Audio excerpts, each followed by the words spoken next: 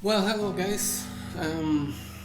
Today we're going to look at not an exercise, but instead I thought it would be cool to take a look at 12 different Jimmy Raney phrases on the way that Jimmy Raney played on The Way You Look Tonight. As I told you last week, if I teach an exercise, then the video is too long.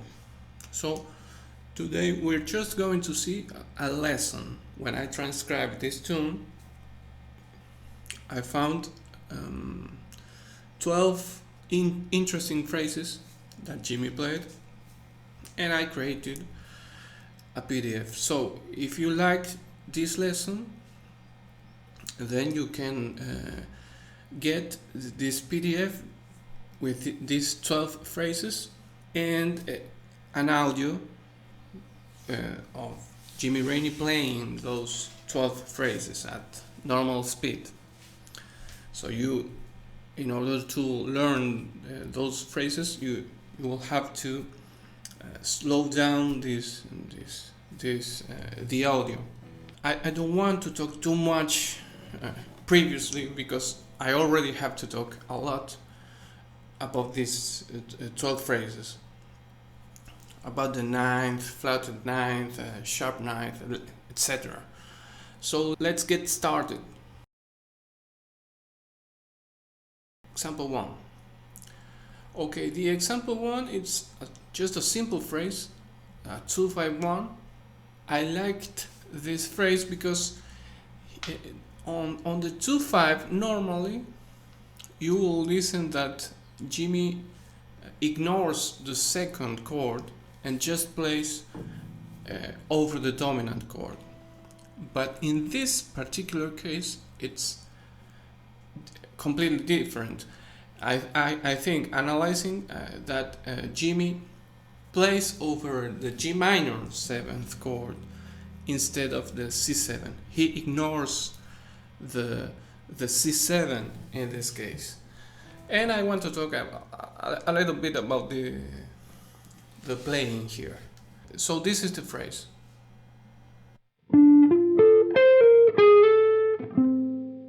Okay?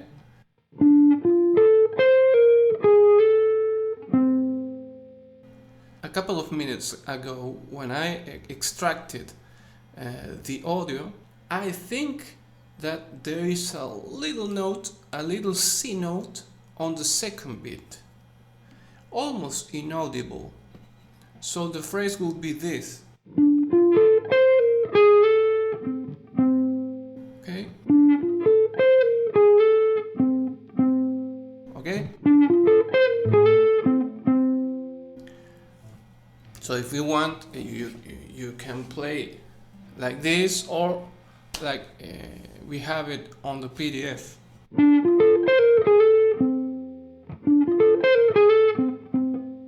It's really subtle, the difference, but there is a difference.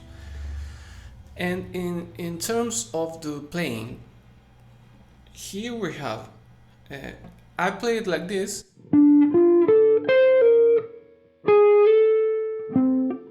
with the playing a slide with the first finger already prepared on the 4th string. Okay, but you could, instead of playing a slide, you could play a hammer on, so the phrase could be, which it makes sense, and it's faster than the other one. Well, it's the same, I think.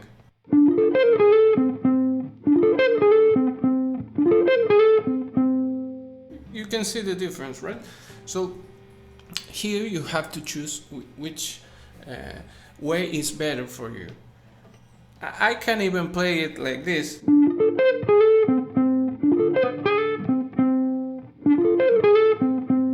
with without preparing the the first finger on the fourth string. Right? Faster.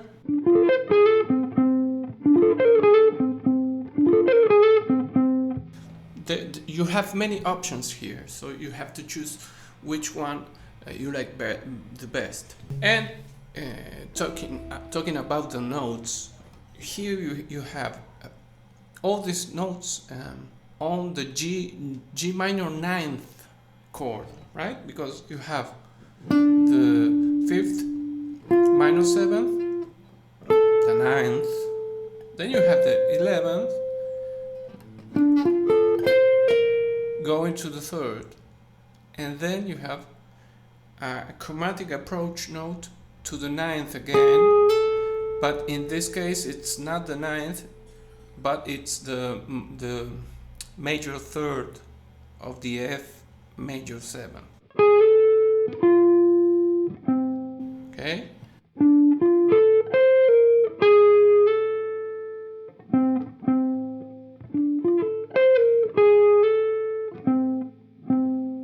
Okay? Here we have the G minor 7th and the C7, okay? So we already talked about that. I think that he uses the G minor 7th arpeggio. So the G minor 7 arpeggio here, it's this one.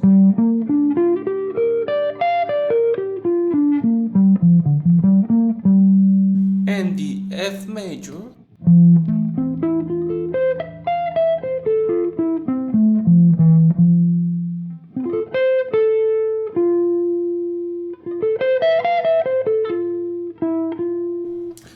we could take just the upper part of the F major 7th here.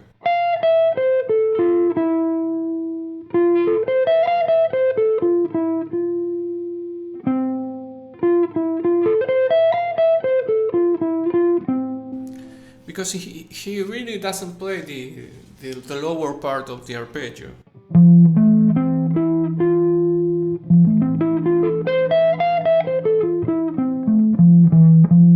That's the full arpeggio, the full F major 7th arpeggio.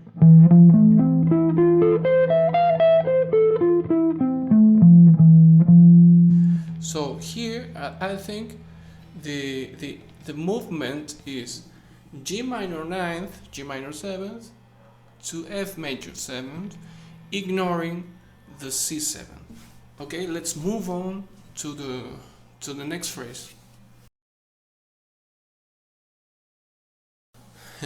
Here we have a really long phrase that I found interesting. Playing this slowly, it's something like this.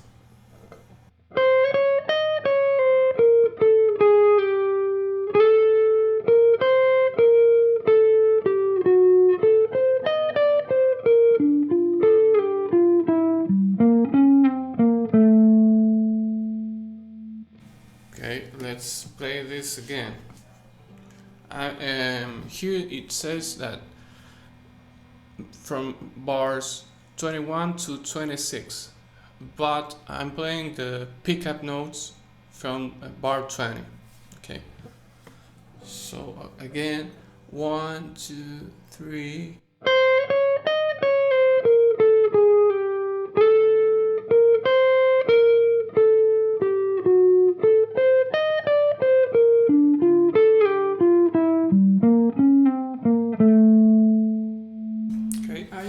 I thought this was interesting because there are many things happening here.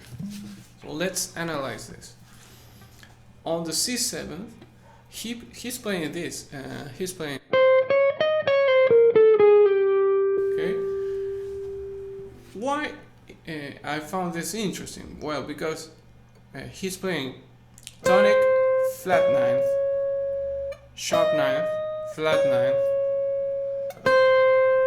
Tonic, minor 7th, 13th, sharp, you could say this flat 13 or sharp 5 to the 5th.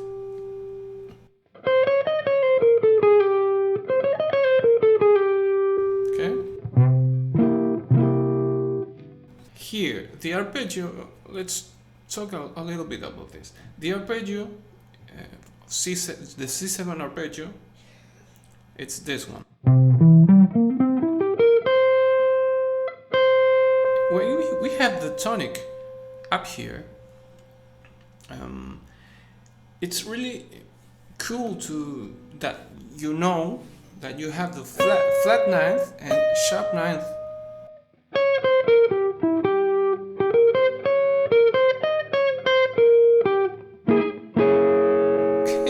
You can play a lot with those altered ninths.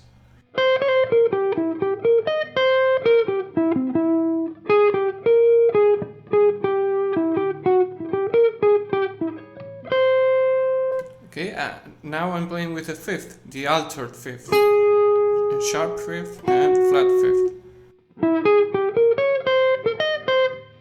So Jimmy knows this and he plays with that. I analyze it like just a chromatic run from the minor seventh to the fifth.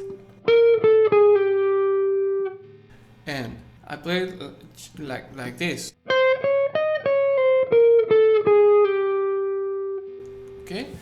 I wrote it like this. But again, you have options here. You could play it not like I did, but like this. With a fourth, three, and a pull off instead of slide. I like to play it differently.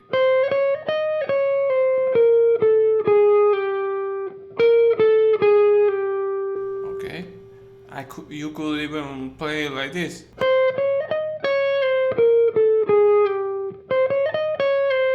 You see the difference? Instead of,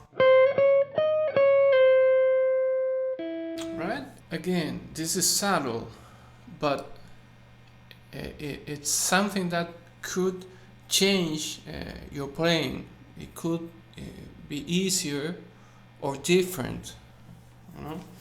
That's why I present you these options, because I don't know what is better for you, and I don't know exactly how Jimmy played this. So I have to imagine different options. Okay, so these are my ideas, many different ideas, because you could play exactly like it's written, or how I showed you, how I just showed it to you, with a slide on the first string, a hammer-on on the second string, using just 3 fingers, using the 4 fingers. There are many options. So you have to explore these things when you learn not a whole tune, but when you learn even just a small phrase. Okay, let's move on. The other bar, he plays just something simple: tonic, flatted ninth, and the third, flatted ninth again, to approach the fifth of the D7. This is important, right?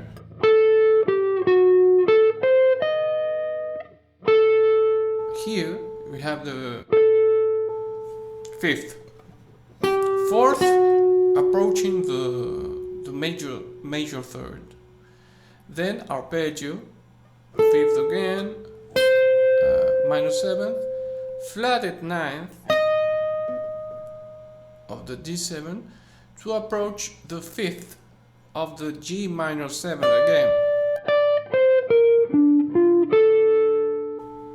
And he plays something similar to the previous phrase. He's playing the fifth, the fourth, resolving to the third, and then the phrase just as we saw on the first phrase. he plays this, that I think it's interesting to move on from, to go to this other C7 arpeggio, something different, not in this position, he changes positions. Again, he approaches the third of the C7 from the fourth.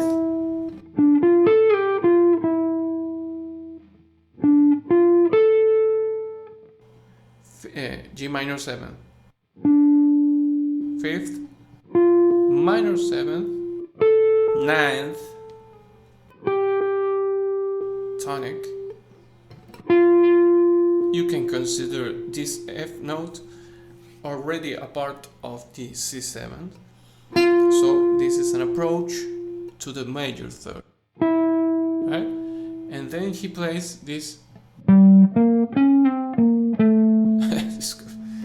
the arpeggio C7. You have the fifth, minor 7, the flat ninth to the tonic, flat 7th to the third of F7. So this is a long phrase. Sorry guys, I have to talk a lot in order to understand these things. If you see that I'm not looking at you, it's because I'm looking at the at my screen with the notes, because memorizing all this stuff would take years for me. I have to make a lot of things, and so I don't have the time to memorize these things. Okay, we're talking here about 1, 2, 6, 7 bars. This phrase is 7 bars long, but I want you to notice that he used a lot of different things here. Arpeggios, flat ninth, sharp ninth on the dominant chords. He also played the ninth on the minor 7th chord. He also used this resolution, these subtle resolutions from, for example, when he goes from the minor 7th of the C7 to the major third of the F7. So he's playing really interesting things here. That's why I selected also this phrase. Okay, maybe we could talk a little more about this, but I think that's enough, and you can keep exploring this phrase, because I think there are interesting things inside this phrase. Okay, let's move on to the next one.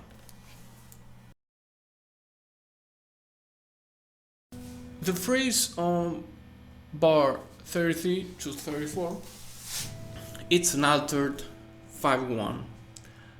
And okay, I talked about this phrase last week, and I created an exercise based on this phrase last week. So I am gonna put up here this lesson, and you can go and see in detail how the explanation of the full explanation of this plus the exercise. So let's move on to the next one, to not make this a long or a really long video. Okay, here we are on the next one, bar 113 to 114. Again, I talked about this phrase. This is also covered on last week's video, because it's really similar to the previous phrase. So that's why I created 2 exercises last week, and I explained this in detail, talking about the nines, etc. So please go and check that video. If you want to learn in detail this phrase, check that video. Again, I want to move on quickly to the next phrase, because if I end up making I don't know, 1 hour long video, people don't want to watch something so long. So let's move on. Let's go to the next one. Okay, 122 to 125 highlights altered ninths. The harmony: A half diminished, C7, G minor 7th, C7. So 2-5 to 5. What's happening here? On the D7 he plays this. Okay? Sharp ninth, third, flat ninth, third. And then he plays on the G minor 7th. Okay? So you could say, but what is this D sharp over G minor 7th? Well, my answer is that he's not thinking G minor 7, he's just thinking C7. And what is D sharp on C7? The sharp 9. So he plays exactly the same phrase as before. What he played before? Sharp 9th, 3rd, flat 9th, 3rd. And what he plays then? Sharp 9th of the C7, 3rd, flat 9th, 3rd. Okay, so that's it. What can we learn from this phrase? Well, simply ignore the second minor 7th on a passage like this and just play a phrase based on the dominant chord. That's it. That's the idea, because that's what he's doing.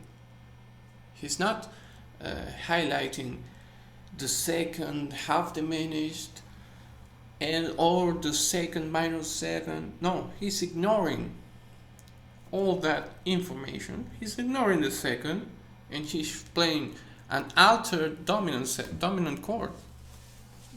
Just like that, you know. These things come up when you analyze a transcription. So I think that when you want to learn a tune, you don't just have to learn the whole tune and play I don't know 7 minutes of what the musician played exactly like he played. That's useful, yes, but I think that's more useful to analyze phrases that you like and to understand the idea behind those phrases, the thinking that the musician used. Okay, so this is how I analyze what Jimmy played. Maybe you have a different thought about this, but I think that he ignores the seconds and he just played dominants, like 2 bars of D7, 2 bars of C7. Easy to think, easy to play, but he creates an interesting phrase. Okay, let's move on to the next one. On bars 153 to 154, it's the same that a previous example that we saw, because it's exactly the same that when he plays this,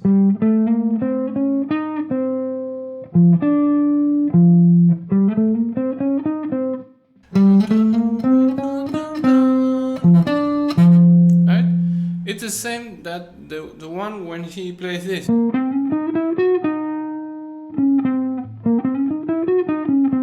Right? It's the same. So in order to understand this one, that it's, in this case it's transported to F major 7, in order to understand this one, you have to understand the previous one. So again, check that other video I made. Let's move on to the next one. Interesting line where Jimmy connects important notes of the harmony. Okay, let's hear this.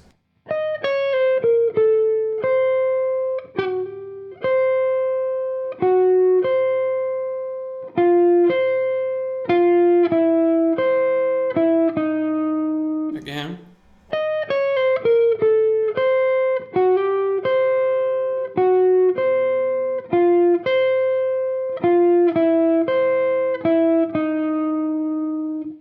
Maybe it's not the rhythm, the exact rhythm, but those are the notes. What's happening here? On the C7, again. There's 4 notes: sharp 9th, flat 9th, tonic, minor 7th of the C7. And he resolves all this by a semitone to the tonic of the A half diminished. Then he plays these notes. This is the minor 7th of the D7th, but this one would be just a perfect 4th. I think he's using this as a suspension, right? A suspended 4th of this D7 that then he resolves to the major 3rd of the D7, minor 7 again. Here the harmony changes, but he goes to the minor 7th of the G minor 7th, right? And plays on the upper note this 11th. But I think it's not that important, this 11th, but this one is the important note, this minor 7. So let's rewind. He's playing the major 3rd of the D7 to the minor 7th of the G minor 7th. Then he again plays this note that goes just a little bit to the C7. What is this? Again, the suspended 4th that resolves to the major 3rd of the C7th. Then, in this case, is the tonic, and then he plays again the major 3rd of the C7 and ends the line on the minor 7th of the F7. Man, I think this is genius.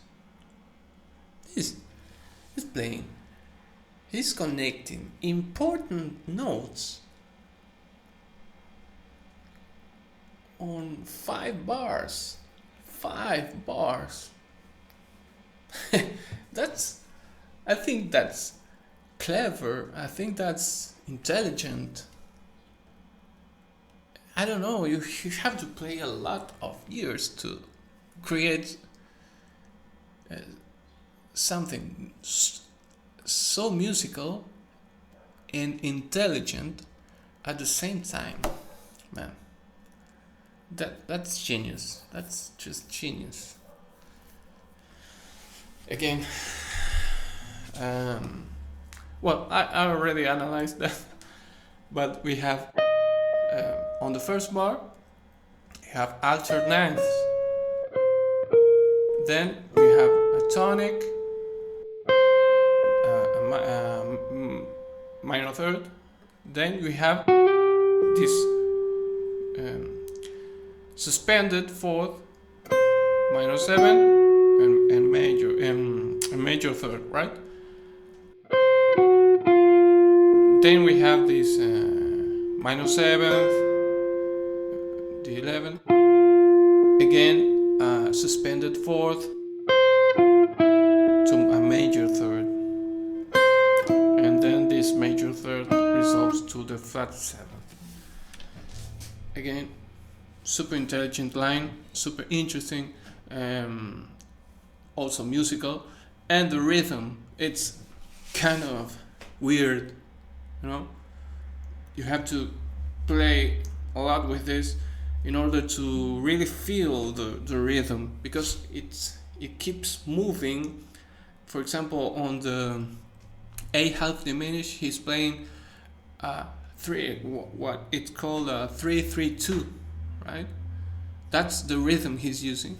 He's also using that rhythm on the G minor 7, 3-3-2. I see it like that way. And on the C7, he's the first note he picks, it's on the upbeat of the first beat. So it's kind of weird rhythmically. Weird or interesting rhythmically. It's not just 8 notes or quarter notes and that's it. No.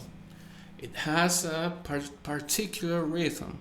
So you have to deal with that in order to play it smoothly. Okay? Let's move on to the next phrase. 35 minutes. This is getting too long to the anxious people. Let's move on. Okay, 218, 220. Again, it says playing with altered ninths. Okay, so this phrase goes like this.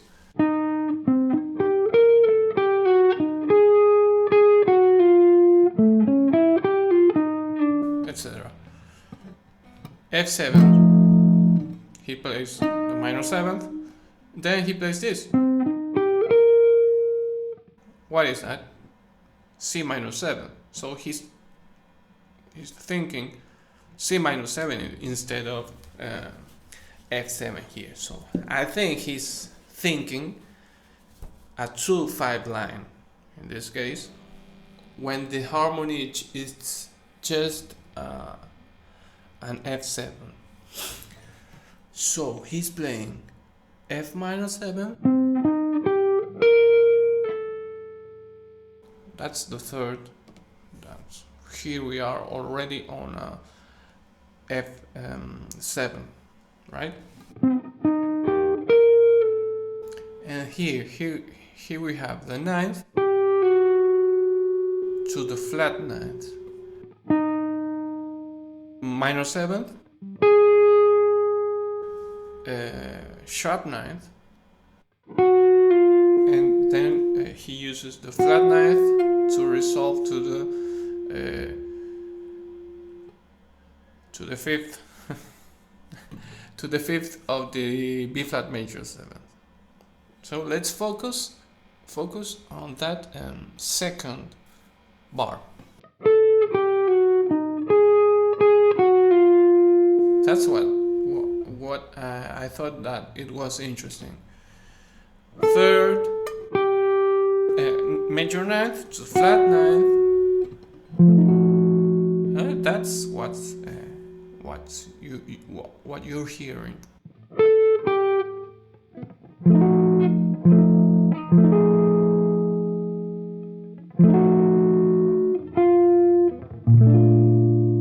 Okay, that's what's really happening.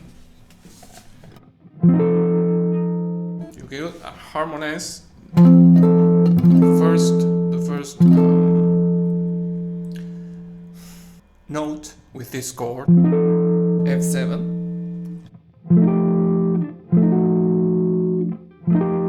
F9, just these three notes with the E flat on top. Then we have sharp 9,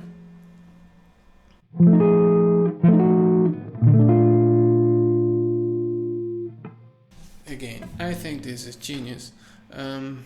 You could harmonize each note that he used on that bar, each note, and you have all these interesting chords, because blind it's quiet, it's F7, sorry, F7, F9, flat 9, 7 again, but with these 3 notes, sharp 9 again, flat 9,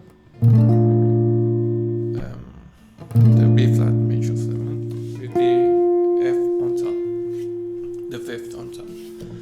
Man, I think this is just genius again. And all of this was with a C minor 7th previously, when on the harmony I don't hear that minor 7. I hear just an F7. Okay, let's move on to the next phrase. Keep in mind all these things, and I don't know, think about it and try to use something like this. The example, it's really clear again. Okay, let's move on to the next phrase. Okay, again we are on this passage of 2-5-2-5. Okay, let's see this.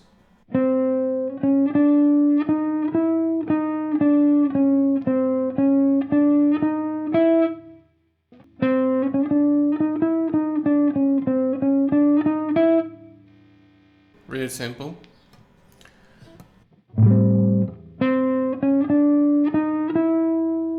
You could say that he's just thinking D7, C7 here.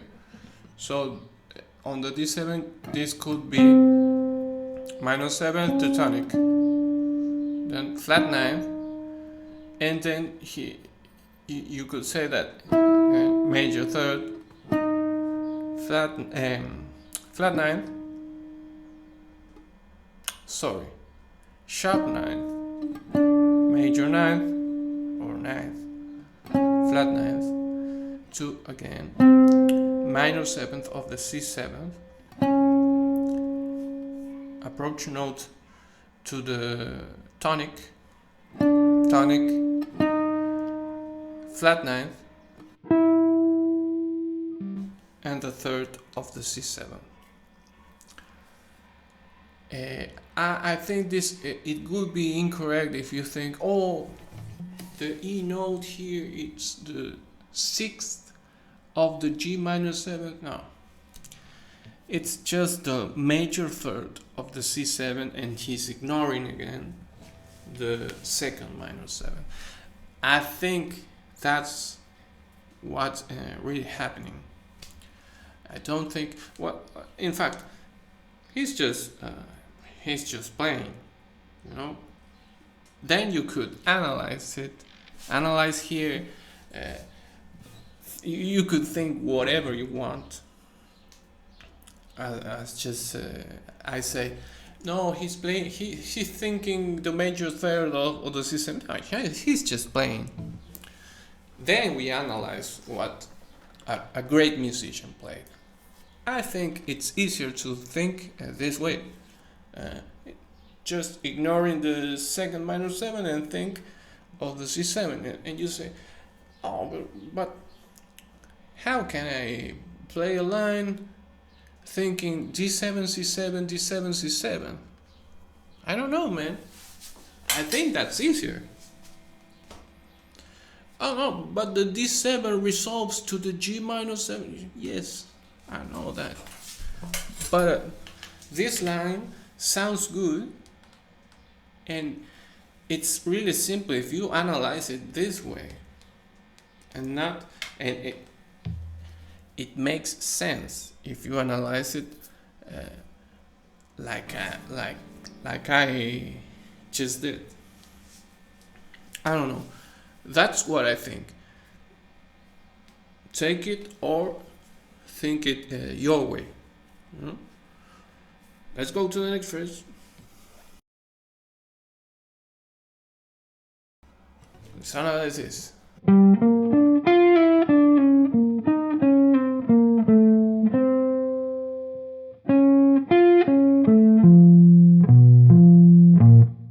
A long phrase again, but this is bebop, so it makes sense that we have long lines on bebop. G minor 7, he just plays the arpeggio notes.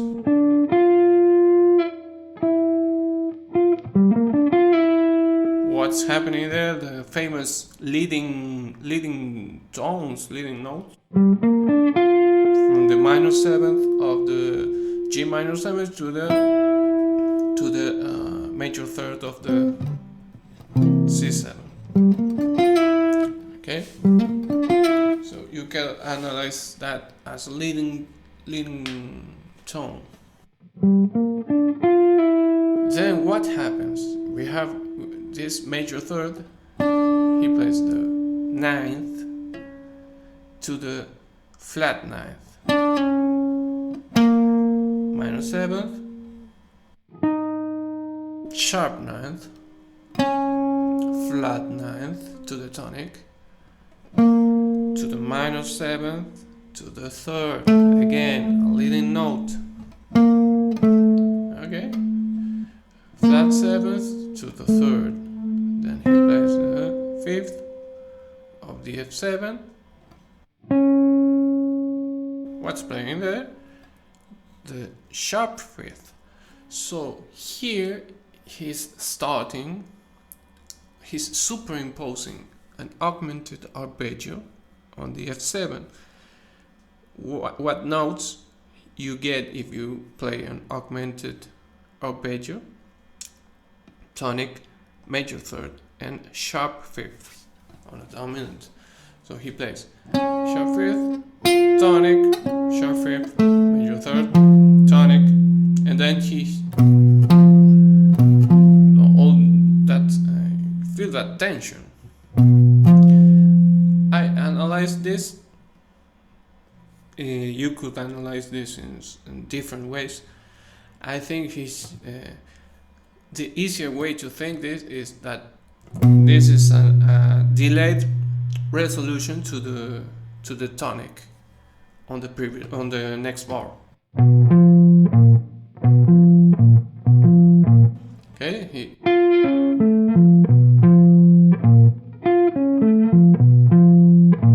you could analyze it that way, or you could think of this as a flat 5 to the tonic on the next measure. I don't know. Again, this is a really clever line that it has a lot of different things. Again, on the G minor 7, just G minor arpeggio. On the C7, he plays a lot of ninths, the 3 ninths, the major ninth, the flat ninth, and the sharp ninth. And he makes, on between bars, he's playing the leading note again, as previously. Yes, he previously did G minor 7 to C7, leading notes. The minor 7th to the major third. And between the C7 and the F7, what he does is the same. He plays the minor 7th on the C7th chord to the major third of the F7.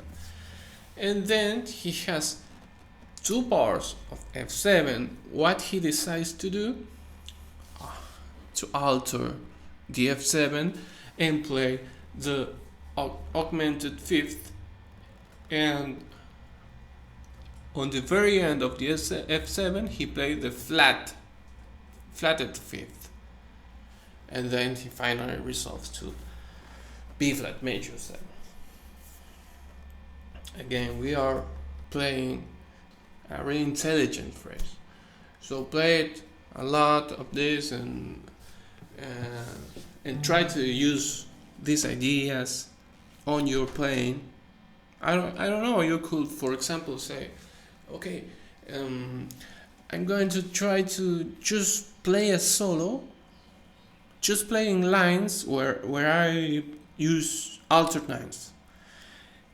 Then you end up the backing track, and when you start again, you say, okay, now I'm going to try to play leading notes on between bars, moving from minor 7 to major third, etc. You could use those ideas and then try to explore this on backing tracks or small of full songs or small progressions. Okay, let's move on to the next one. Really simple.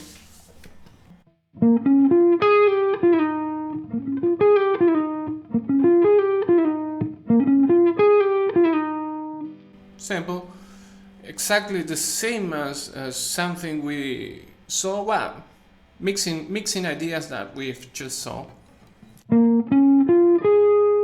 Here he's playing the B flat minor 7 arpeggio with leading note to the major third of the E flat.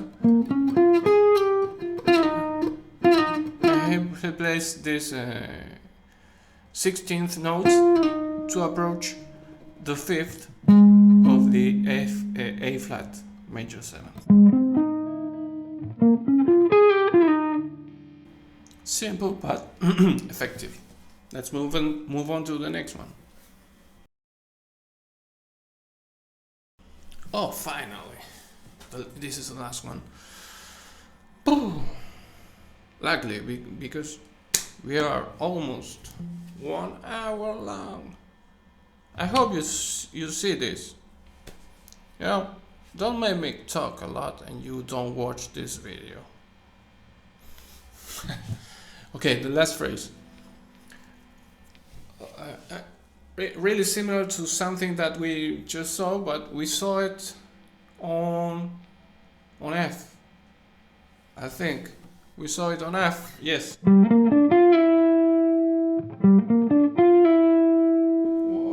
How was that? Something like that. And in this case, it's really similar, but in A flat.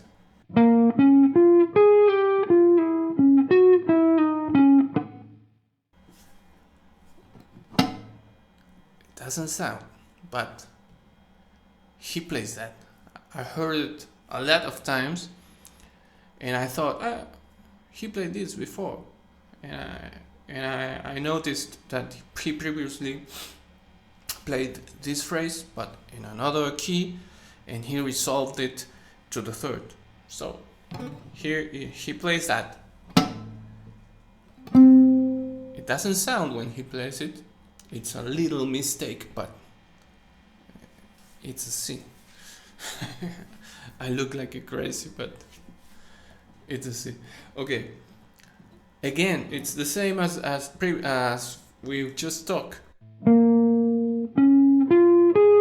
Just the arpeggio of the B flat minor 7th,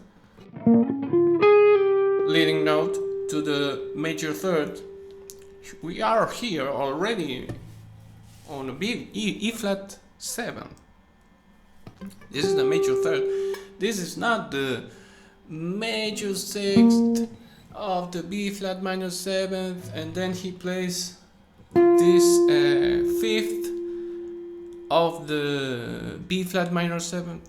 No. Just as we saw before, he's anticipating the next chord.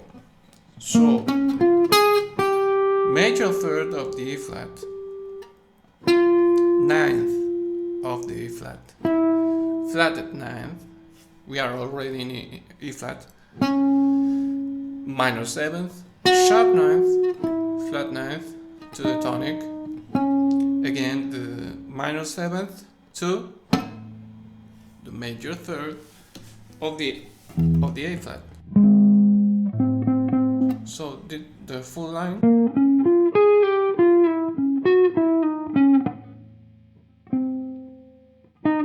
Okay, that's the line. If you analyze it, the phrase that we saw a while ago, you will notice that it's exactly the same. So that's what's happening here, you know, and that's what you. For example, this could be used as an exercise. You know, these exercises that I create that goes through the 12 keys. This could be one of those exercises easily, because it sounds great. And I play it like this.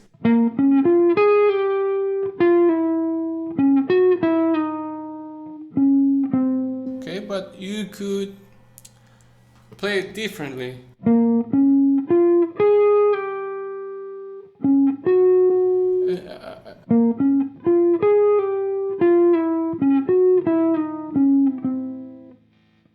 With all those pull-offs. I don't like it. I don't like it that way.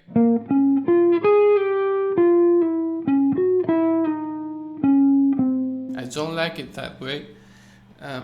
I think it's he probably used 3 fingers here,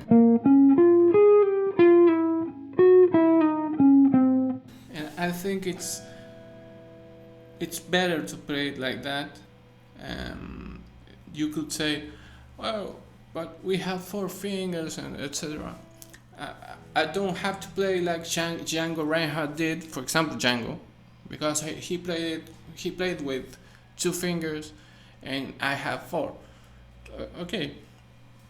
Wes Montgomery also had 4 fingers, and he mostly used 3. Look at his videos, and you will see that he rarely used the pinky.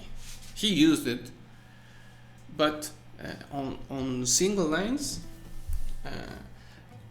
I think he almost always used 3. But that's your decision. You know, I'm telling you, I'm just suggesting things. So I would suggest here that you use 3 fingers.